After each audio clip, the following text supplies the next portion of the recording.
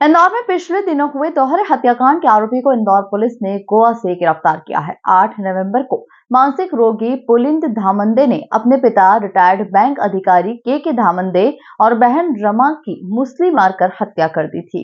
इसके बाद से पुलिस उसकी तलाश कर रही थी। आरोपी ने अपने पिता और तीनों बहनों से प्रताड़ित होकर इस दोहरे हत्याकांड को अंजाम दिया था। दरअसल पूरी घटना 8 नवंबर को हुई।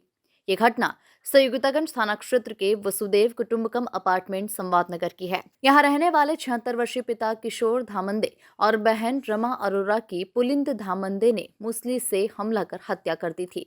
दोनों के शव 8 नवंबर को फ्लैट में मिले थे। पुलिस के पहुंचने के पूर्व आरोपी फरार हो गया। पुलिस ने हत्या का मामला दर्ज कर पुलिस की 2 टीम बनाकर आरोपी की तलाश शुरू कर दी थी। आरोपी हत्या करने के बाद अपने पिता का एटीएम कार्ड भी साथ में ले गया था और पुलिस को उसके बैंक ट्रांजैक्शन की अलग अलग लोकेशन मिल रही थी। इंदौर पुलिस को पहले आरोपी की लोकेशन गुजरात के वडोदरा की मिली और इसके बाद एक टीम वहां पहुंची, लेकिन आरोपी वहां से जा चुका था। फिर दूसरी लोकेशन गोवा की मिली, जहां से उसने एटीएम से पैसे निकाले थे और गोवा के एक होटल में रूम लेकर फरारी काट रहा था। पुलिस को आरोपी की लोकेशन मिलते ही इंदौर पुलिस की एक टीम गोवा पहुंची और आरोपी को गिरफ्तार कर लिया।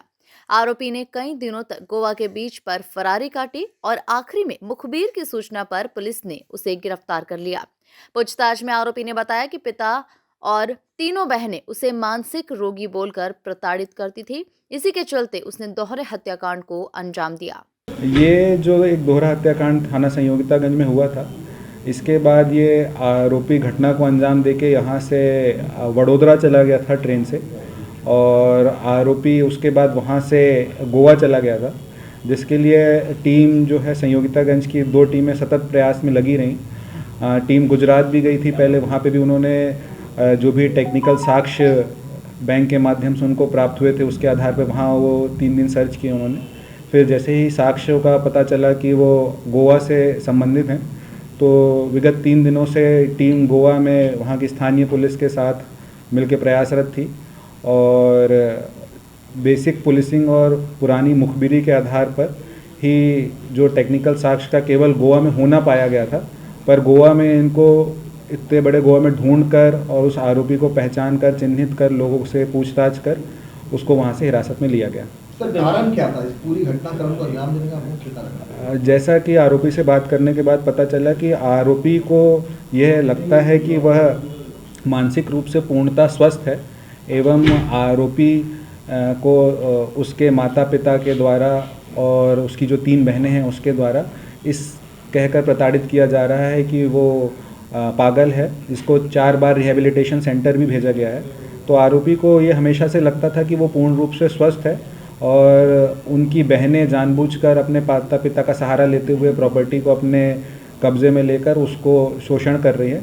इस वजह से वो प्रताड़ित होकर उसने ये कदम उठाया। तो क्या तवाज़ुन, उसका दिमागी तवाज़ुन क्या है वर्तमान में, आपने जो क्या महसूस किया? अभी तक जितना प्रतीत होता है उससे बातचीत करने पर उसकी जो भी प्रतिक्रिया हैं देखते हुए कि वह थोड़ा सा जो है अपनी याददाश्त को लेकर ज़रूर कंफ्यूज है, पर जिस हिसाब से वो सारा एटीएम से पैसे निकाल लेता है, अपना रहना होटल में बिल पेमेंट कर लेता है, कहाँ जाना है उसको सारी चीज़ें अच्छे से पता होती हैं, क्या खाना है अपना खाना भी खुद बना लेता है, तो ऐसा नहीं प्रतीत होता है कि वो मानसिक रूप से पूर्णतः विक्षिप्त है।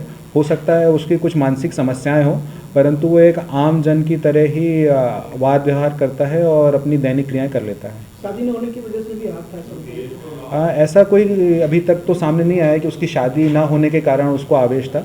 बस उसको इसी चीज़ का आवेश था कि जिस तरीके से उसकी तीनों बहनों को आज़ादी मिली है और उनको पढ़ाया लिखाया गया है और सब चीज़ उनको जिस हिसाब से प्रेम व्यवहार मिला है उसके अनुरूप उसके साथ वो व्यवहार नहीं हुआ, इस वजह से उसको ईर्ष्या भाव था। ये अपने ही घर से अपने पिताजी के कुछ एटीएम्स लेके गया था, क्योंकि पिताजी उसके काफ़ी वृद्ध थे, तो उन्होंने उन एटीएम्स में ही अपना पिन कोड जो रहते हैं वो लिख रखे थे। तो जिन भी एटीएम से इनको पैसे प्राप्त हुए उसका वो यूज़ करते हुए अपना जो जीवन यापन है और ट्रैवलिंग का और खाने पीने का एक्सपेंस है वो करते थे। सर, ये गोवा में कितने दिनों से था? गोवा में किस जगह से पकड़ा है?